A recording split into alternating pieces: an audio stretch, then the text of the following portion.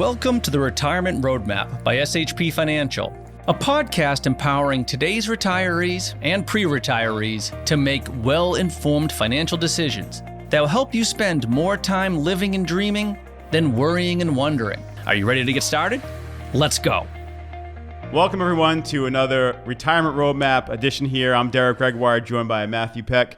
We are delighted to have and excited to talk with Michael Hyatt, who is the founder and chairman of Full Focus. And we'll get into his background in a little bit, but he's worked in our community, in our financial community, quite a bit. He's very well known. He's impacted so many friends of ours as well as ourselves over the years. So welcome, Michael, to the podcast. Thanks so much, Derek. Good to be with you both. Awesome. So for those of you who don't know Michael, he has scaled multiple companies over the years, including a $250 million publishing company with 700 plus employees. Under his leadership, he's built Full Focus, which has been featured in the Inc. 5000 list of fastest growing companies in America and Inc.'s best workplaces list. Been the author of several New York Times, Wall Street Journal, USA Today best-selling books, including Your Best Year Ever, Free to Focus, Win at Work and Succeed at Life, and Mind Your Mindset. More importantly, he's been married for over 45 years to his wife, Gail, who we've had the chance to meet, as well as 5 daughters and 10 grandchildren. So life is not quiet for you these days. I kept thinking when we became empty nesters that everything would just kind of quiet down and be easy. But all of my grandkids live within 5 minutes. Oh my gosh. And all my kids live in the same town. So we're like 20, 30 minutes apart. So somebody's over here all the time. Our lives have never been busier or richer, frankly. In a good way, right? That's right. And that's like, so for so many clients of ours and folks that we deal with on a regular basis, I think I've heard recently, or talking to a mutual friend of ours, you recently are in the process of retiring or kind of passing the torch. Is that correct? Well, I wouldn't say retiring because that's the R word that's not in my vocabulary. But no, I believe in indefinitely slowing down, but I want to continue to get focused on the things or be focused on the things where I can add value. So I did make my daughter, Megan, the CEO of our company 3 years ago. So she's running the day-to-day. So in essence, I'm kind of retired. I'm taking a backseat to her leadership. And don't tell her this, but it gives me the opportunity to do all the fun stuff.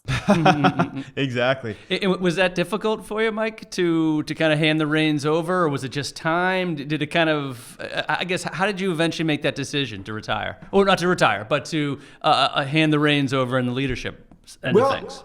Yeah, it's a great question. And I've done a lot of personal coaching with business owners who have gone through a similar transition. And I've gone through transitions like that in the past, like back when I was running Thomas Nelson Publishers, which was a publicly held company back in the early 2000s. I was the CEO of that company. But my predecessor, who had been the CEO literally for 50 years, it was a very, very difficult transition for him. And part of it was that he didn't have Act 2 planned out. In other words, he didn't know what he was going to do after he retired. And so all of a sudden, it felt like a giant loss. And then he spent the next 2 years after I was made the CEO trying to unseat me because he wanted his old job back. Wow. But we were publicly held.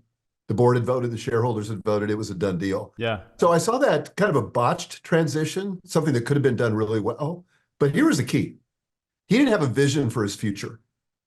And I think this is true for me too. I didn't want to botch the transition to my daughter, but that meant I had to have a clear picture of what I was going to do in Act 2, or I was going to be kind of grabby to hang on to everything I'd had before. And I didn't want to, get in the weeds and gunk up the works for her. I wanted to give her the freedom to lead the company. So I had to get clear on a bigger, better future for myself. Awesome. I think for those listening and watching, our community that we've been involved in, myself, Matt, Keith here at SHP, and then so many other amazing financial planning firms. And I would say, Michael, the group that we're involved with, Triad, it's a different group in the fact that it doesn't matter.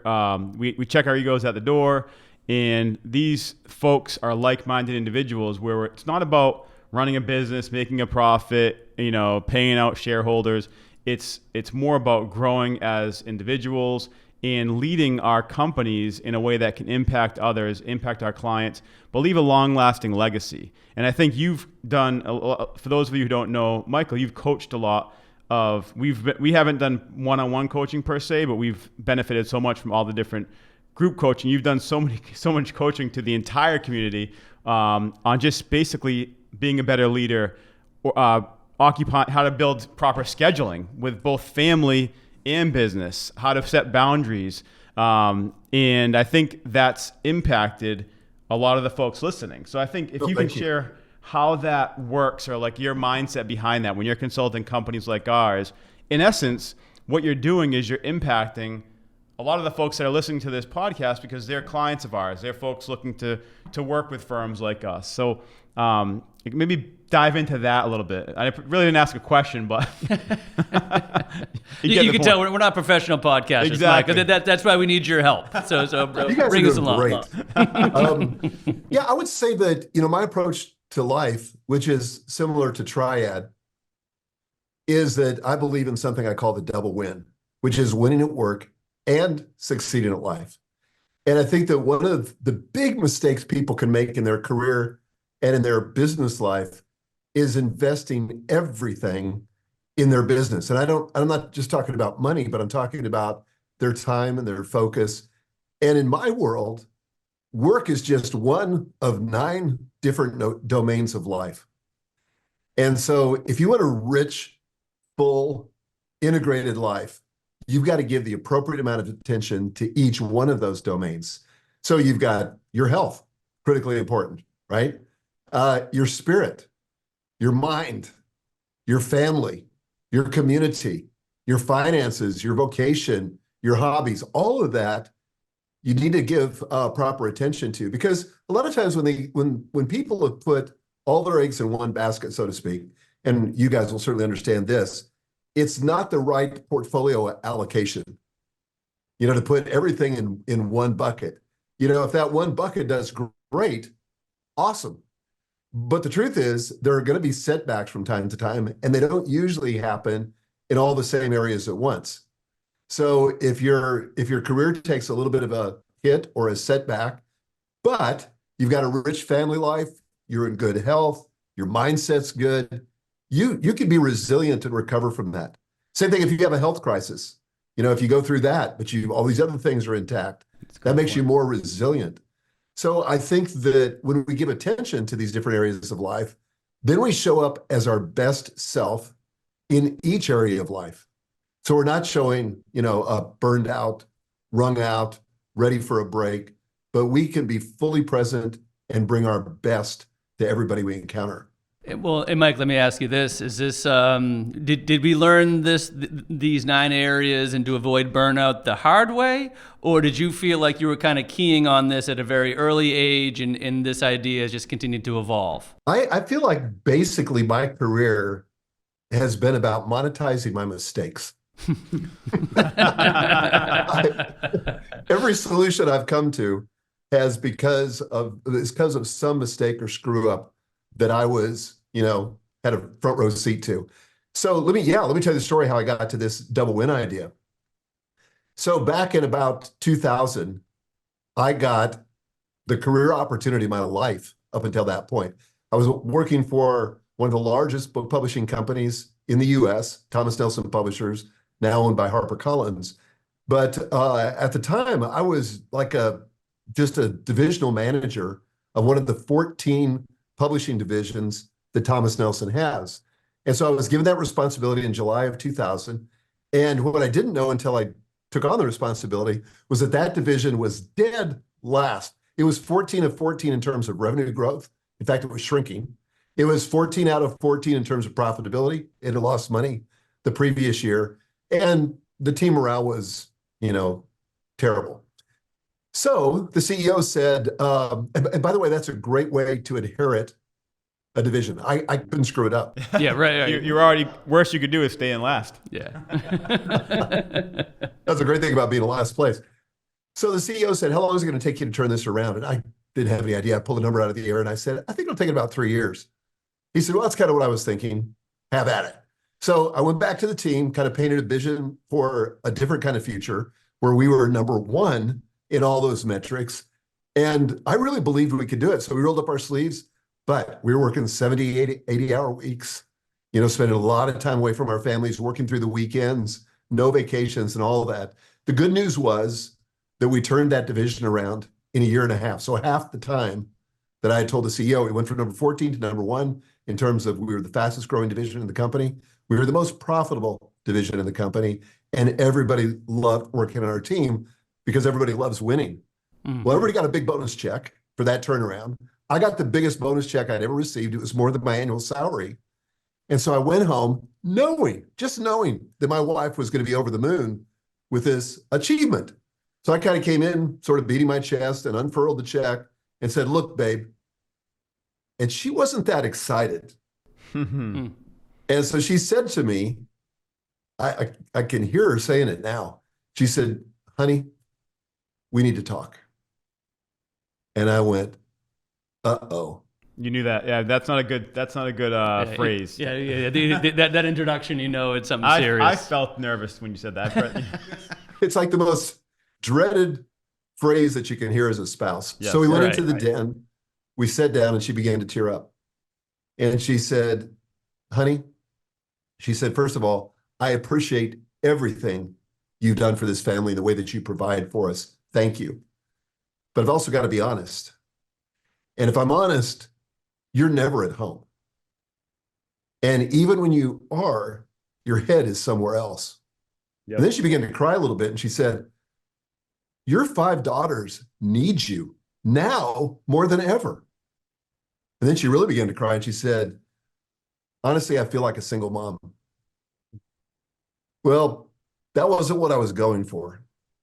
I wanted to be a true partner, and I love my wife dearly. As you mentioned, Derek, when we started, I've been married for 45 years. Gail was my best friend, and the thought that I had hurt her and was not there for her just slayed me. But I also felt like I was facing this impossible choice. I could either win at work and continue to succeed there, because basically I was succeeding by brute force, or I could pump the ambition brake and give time to my family and just kind of let go of my career ambitions. And neither one of those seemed really tenable. And I kept thinking there's got to be a third option. And so I spent the next several years working on that third option and really studying it. How can you both win at work and succeed at life? That was my objective. And everything that I've written, everything that I've done since then has been to answer that question, not just to help myself, but to help the people that I serve win at work and succeed at life. Now, do you feel the principles that you would bring to the work life, you would also bring to the home life? Or is that kind of almost like too much structure, right? It's like, okay, honey, we have to have this appointment. I mean, is that kind of creating undue stress? Or no, that you almost need that approach, that type of sort of organization, if you will? Yeah, I think, each domain sort of requires a different way of thinking about it. There's also a lot of overlap. Let me give you an example. Like my 5 daughters are, the youngest one's 33, the oldest one's 43. I still take one of them out on a date each week. And so I rotate that through. So obviously it takes 5 weeks, and probably we don't always hit every week because of vacations and other things, but basically every week. Now, that is like a business meeting in the sense that I get my assistant to schedule it because I have the intention, but it left to myself, I wouldn't follow through. Yep. But he makes sure that happens. Date night, he makes sure that happens. So that's where they're the same. There is some structure. In my view, what gets scheduled gets done.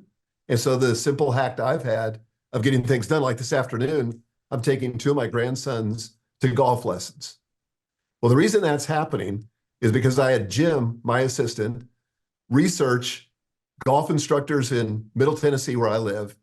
And we found a simulator, because it's still too cold here to go outside and golf, but we found a golf simulator. And so every Monday afternoon, I take those 2 boys to golf lessons. And I'm a little out of commission because I have a broken shoulder, so I can't play with them. Oh. But I love that. But that happens because my assistant researched it and scheduled it. And now I get to be the hero in that situation without a lot of effort on my part. That's amazing. You actually struck a chord back in our early lives talking about, we started the company in 2003. So we were 24, 25, 23, 24, and 25. Wow. And it wasn't much to brag about. The company was not, it was a different looking company back then. And when we, even at their early age, when I was 23 years old and we're just starting this thing out, we knew we had a good group between myself, Keith, and Matt. We knew we had a good foundation to work off of, and I knew we had good people that were going to make the right moves and right decisions for our clients. But I remember always, as in the early years, being petrified, so nervous over time that I was going to be one of those people who, just got wrapped up in work and didn't see my family. And I got married in 2004, so that'll be 20 years. And I remember the first 2-3 years of our marriage, same thing. Well, fast forward to about 10, 12 years ago, and this is a call with Brad. We had just hit our goals. We had just had an amazing year. Everything was great. But we had our meeting with Brad, who kind of was a business coach of ours. And he's like, all right, let's set everything up for next year. And he's like, what's your goal for next year? And we went through the goals. And he's like, wait a minute. Wasn't that lower than your goal this year? And Matt and I and Keith, we said, yeah. But we looked at each other and we said, what it took to hit those numbers last year was not worth the impact on our families. Wow. the nights, the time away, all the events, it was just too much. And so we want to go backwards. And that's really the time when we hired our COO, really started hiring out to build a practice that was much more than just us three. Because that was the fear, and that's the direction in that year we kind of headed in. We weren't there for everything we could have been for our wives. We had young kids at the time, and that was a change that had to be made. So we made it a point to make sure we had built a proper team in place, because you can't do it on your own, and especially in our business, Right. you need good support. And here we are, 10 years later, 15 years later, we feel like we're so much in a better spot with the support we have here, so that we can have some freedom if we want to take a little bit of time off. Our clients know that we need that, and we have a team to support that, and they don't miss a beat, And so that's balance that we didn't have before. That's really changed over the last several years. I will say, not one thing, my OCD is killing me on this one. You said there were 9 items, but I only heard 8. So, all those areas that you mentioned that needed attention. I have health, spirit, mind. Oh my gosh, I can't read my own writing. Hobbies, vocation, financial. Do you have the other ones? Community? Yeah. So love would be, I think that's the one I missed. Yeah. So love would be your spouse or your most significant relationship. And then family, beyond that, like my parents were still living, I would include them in that block, along with my kids and grandkids. And then community. So those are kind of all 3 go together. But that's kind of my relationships. Love was the one. Thank you. I feel better now. I'm at ease. And then one other question, because this is a big question for so many listeners that we have, and just trying to find out any tips you can provide, because so many clients we've had for decades they'll come in and they'll say, you know what, I'm looking for, it's actually that time we talked about so many years ago, I'm actually thinking about pulling the plug and leaving my job, and maybe I'll do something part-time or consult part-time. But there's a lot of difficulty, because sometimes they don't have hobbies. They've been so wrapped up in work over the years. How do you help, or how would you advise someone going through that and how to change their mindset? Because they're going from working that occupied 40 hours of their week, if not more, to now having that free time. Is that something you'd recommend almost planning for, building a plan? Yeah, I would, absolutely. And, the things that ultimately got me out of that situation where I was at Thomas Nelson, working so much and trying to find that third option, that really began when I created a life plan.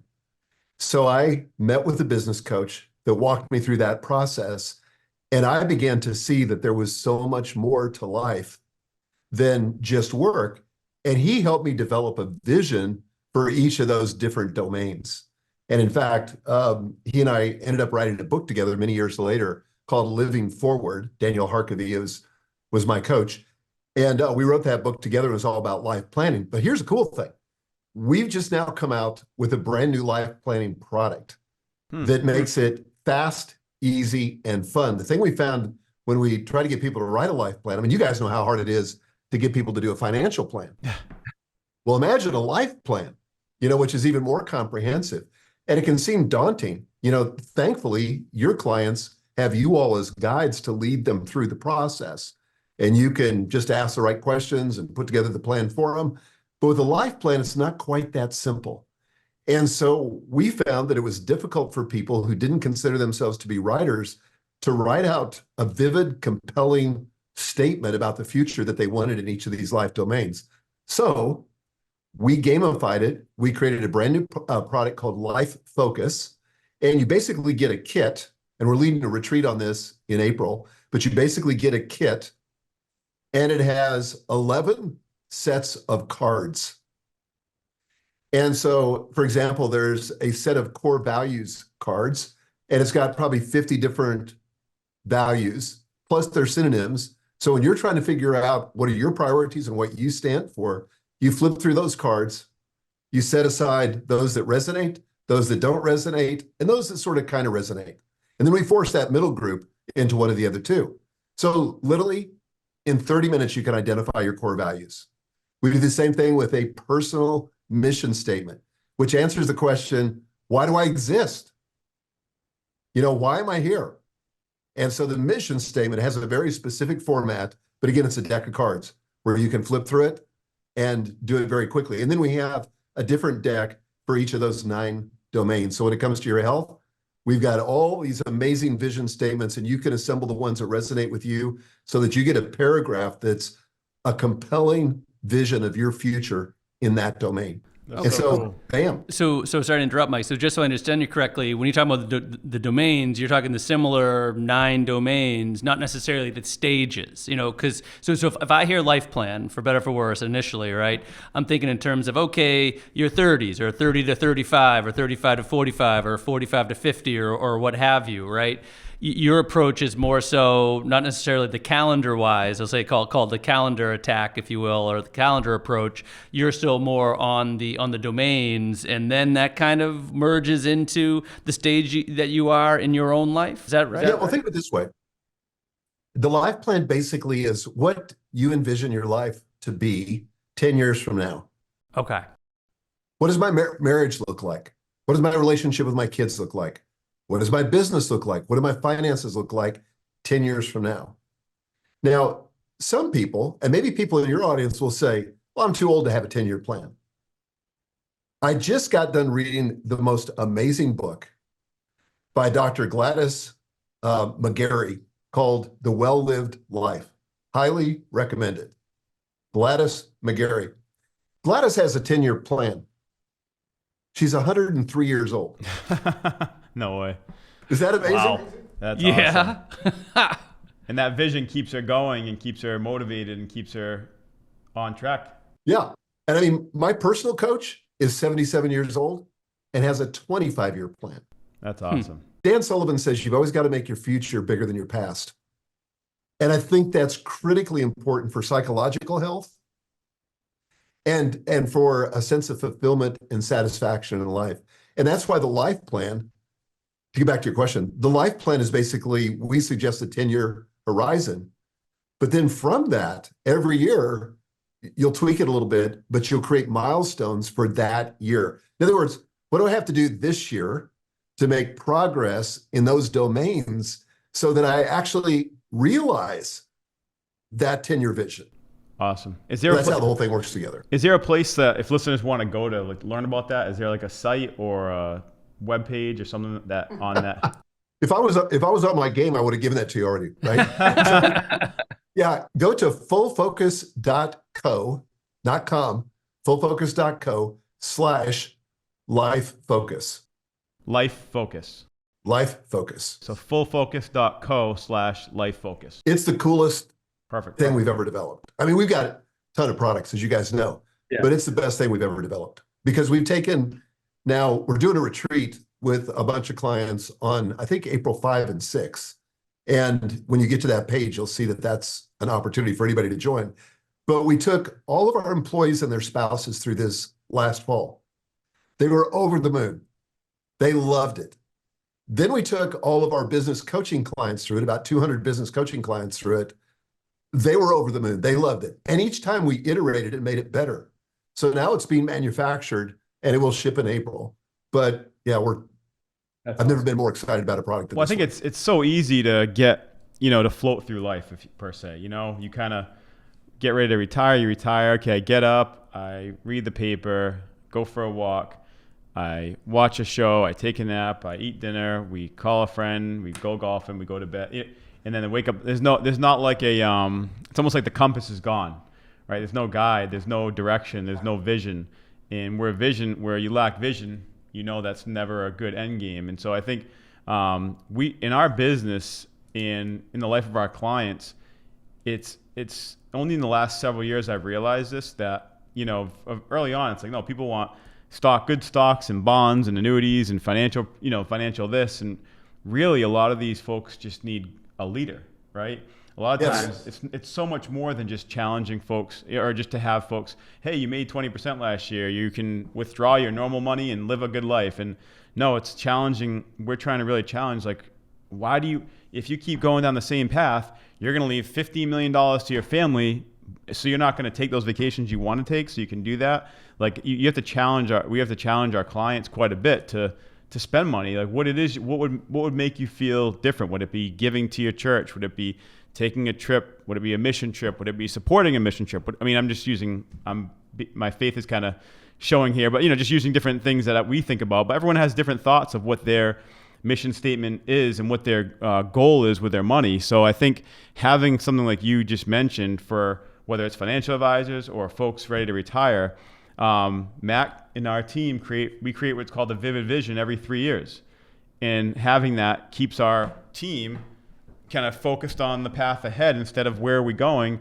There's a known direction. I think that's so important and so overlooked in this community, as well as the entire, the humankind, mankind. Absolutely. Like, no one ever had. A lot of people don't ever have. Like, a lot of my friends don't have that vision, if that makes sense. Well, it's so important. I mean, there's a reason for people that are listening to this, and for you guys too, for me, there's a reason we're not dead yet. Yep. And I think that's because there's still a purpose we have yet to fulfill in our lives. Right. And in fact, if you're not dead yet, I would argue that your most important purpose has yet to be fulfilled. Mm. And when you think about people who have retired or they've made a lot of money and they're set financially, they are in the perfect position to make an outsized contribution, not financially so much, but in terms of their time, their talent, and especially their wisdom. And the thing that I'm finding today is that there are so many young people who are desperate for mentors, business owners that are desperate for mentors. Yep. And you have to remember that so many kids today grow up in single family homes where they didn't get, and there's no shame on single parents because they're doing the best they can, but they're not getting the benefit of two parents. Maybe they grew up without a dad, or they grew up without a mom. And so I think this is one of the places where retired folks can make a huge contribution. That's why I don't like the word retirement so much. It's basically just a shift in focus. Yeah. Like, to me, just sitting around and staring at the wall all day, in a assisted living center is not my idea of a good time. Well, that's what I say. And Michael, if we ever do develop a word that's better for retirement, that we can use, let us know, because I completely agree. It doesn't have it's a negative word to a certain extent, because it implies less effort, and implies less intent and less involvement, when usually it's the exact opposite for all of our clients, or for a majority of our clients. And back to what Derek was mentioning about being that leader or being that coach, is by far how I think that we're a little bit different, and not to sort of toot SHP's horn, but more asking them and kind of probing them and asking them those types of questions, where they probably, at least again, I'm speaking on behalf of our clients, and generally speaking, maybe they never asked themselves those questions before about what it was all worth, and what it was all for. Because in your 20s, 30s, and when you have kids and whatnot, and you have bills to pay, and you're not really, kind of, your nose is on the grindstone, and then it's like, hey, guess what? Later, remember how you were saving for later all of those times? Well, guess what? It's later now. So let's talk about that. Let's talk about what we want to do with later, now that we've arrived. Well, one of the great questions that I like to ask is, what would this make possible? And with retirement, a great question for anybody that's in that situation is what would retirement make possible for you? What can you do now that until this moment, you just weren't in a position to do? Maybe you were encumbered with a lot of career responsibilities or, raising a young family. It could be a lot of things, but what's possible now? I think people that are in that retirement phase could make the biggest contribution of their life, have the biggest impact on the people around them. And to me, that's what it's about. I'm not going to take my money with me, right? Never, like Chuck Swindoll famously said, he's never seen a hearse pulling a U-Haul. Nobody's going to take it with them. But doesn't mean you can't leave it to your kids. But money is only one kind of capital to leave to my kids. Right. And I want to leave character and rich experiences and a set of values and all those things to my kids so that they can leave them to their kids. And that's how we leave a legacy. I think, it's not that our name is going to be remembered in 100 years. For most of us, it won't. But our lives can live on in the lives of the people that we touch. And to me, that's what gets me excited. Yeah, that's awesome. I think from personally speaking, like being, just growing up as a Christian and trying to do it the most you can. Obviously, it's not a works-based faith, as we know, but faith does produce good works.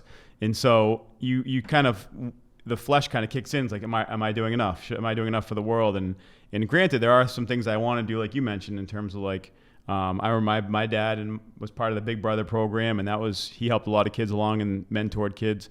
And it's funny, as I thought about it over the years, we kind of collectively realized we feel like a lot of the value, almost like a mission field, is what we do here.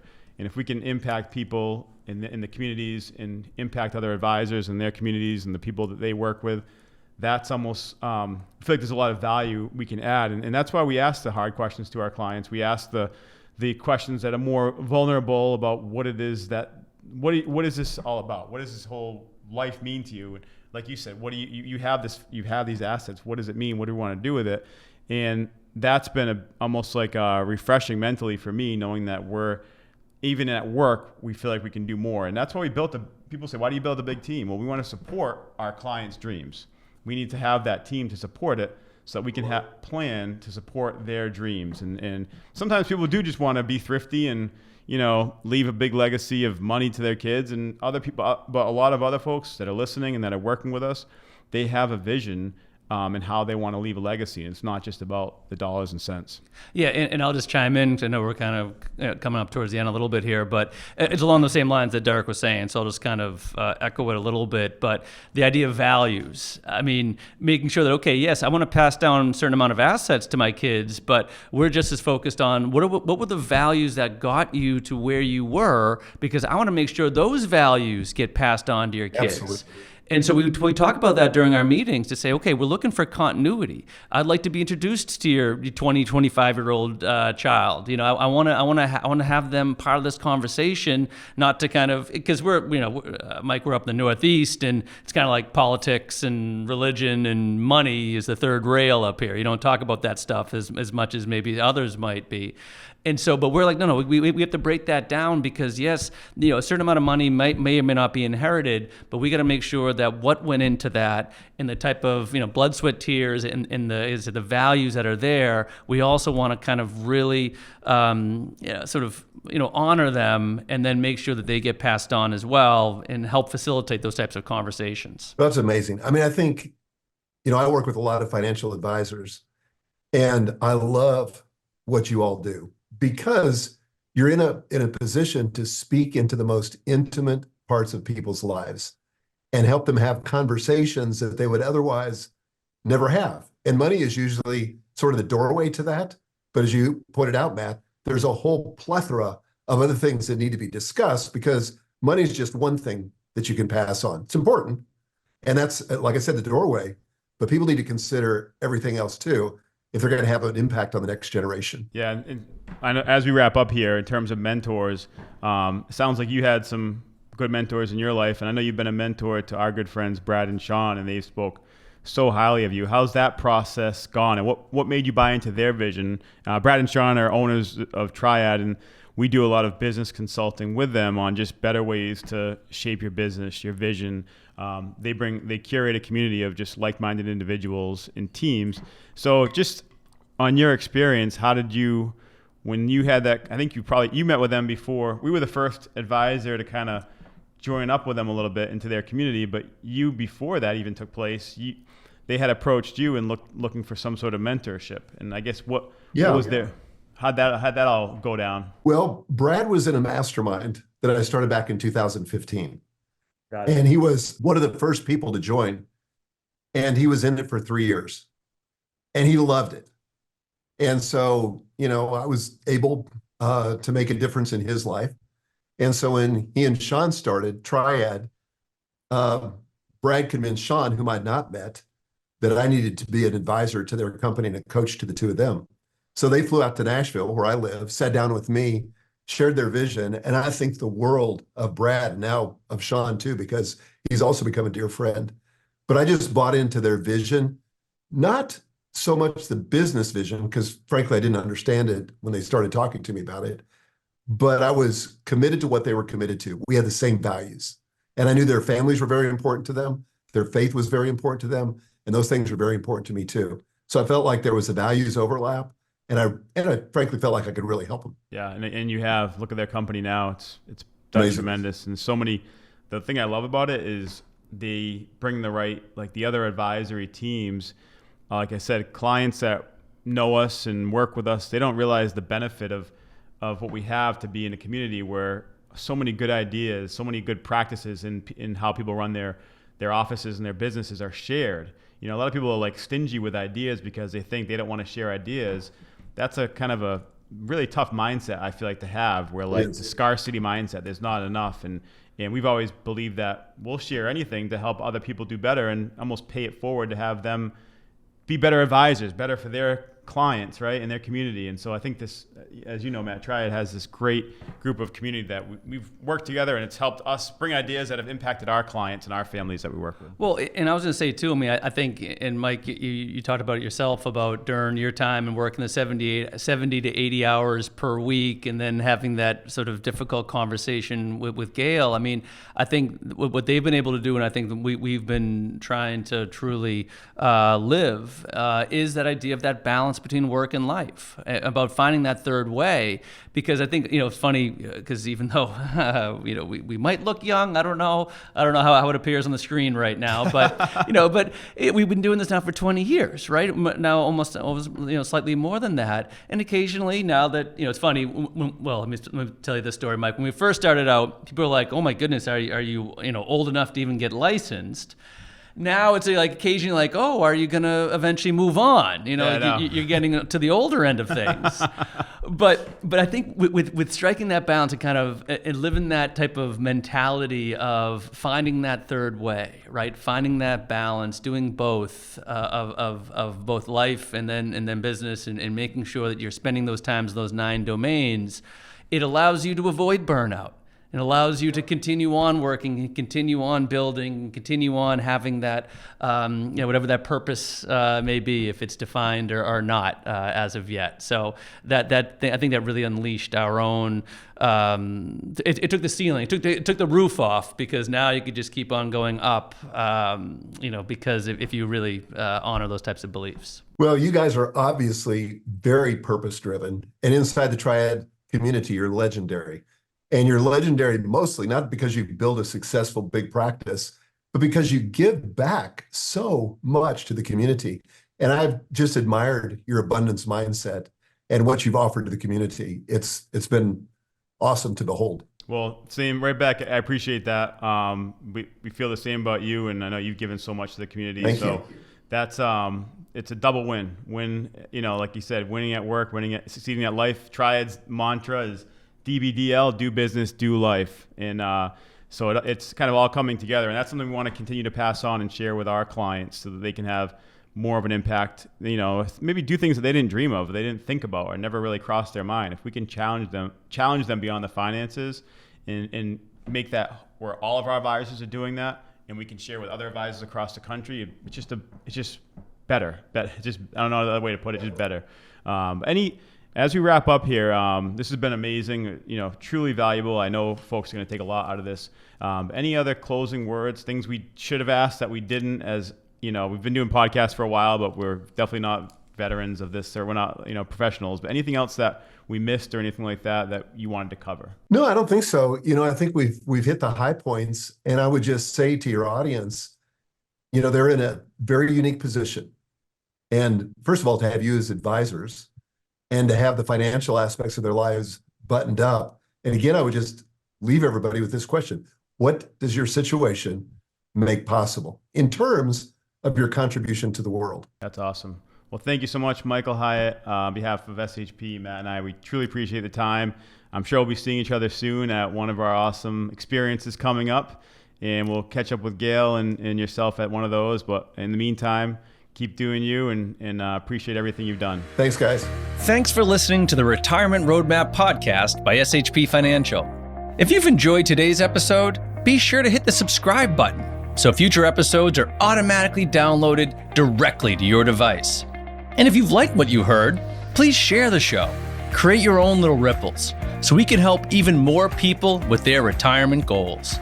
If you want access to all past interviews, including notes, resources, and exclusive content from SHP Financial, visit shpfinancial.com/podcast.